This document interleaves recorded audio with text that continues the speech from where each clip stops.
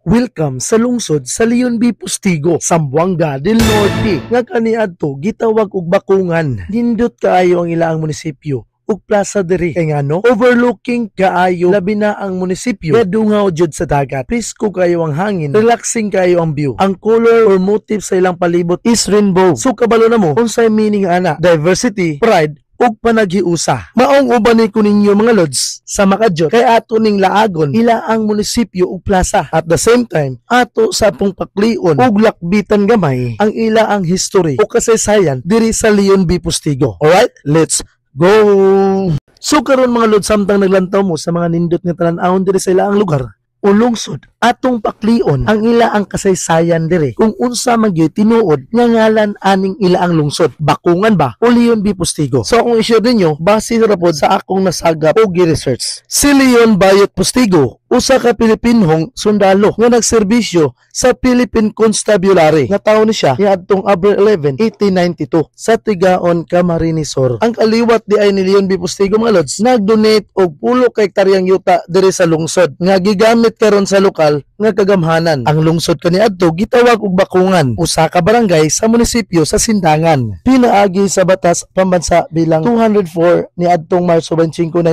1982 nahimong usa ka independente nga munisipyo ang bakungan. Ug paglabay sa 7 ka tuig, pinaagi sa Republic Act number 6830 niadtong Disyembre 30, 1989, giusab nila ang pangalan sa lungsod ngadto sa Leon B. Postigo. Isip pa sidungog kini sa iyang serbisyo ug sa donasyon sa iyang pamilya. Busa, ang tinuod nga ngalan sa lugar kaniadto mao ang bakungan ug karon nailhan kini nga Leon B. Postigo, Zamboanga del Norte. So mga lods, maayo gyud nga makabaluta sa kasaysayan sa lugar. At least man lang naatay kahibalo kung kinsay nakahatag og kaayuhan sa atong lungsod. Anyway, wala pa diri na human ang tanan. Kay naa pa sila tourist spots nga angay ninyong adtuan. Na diha ang mainit beach nga duol ra sa baybay nga ang tubig diha murag hot spring, init-init gamay, relaxing kaayo, murag kag nagpa-spa. Unya sa unahan naapod sila Sea Breeze Resort. Sayon ra adtuon og perfect pa kayo mag-chill with family and friends kay duol na kayo sa kalsada.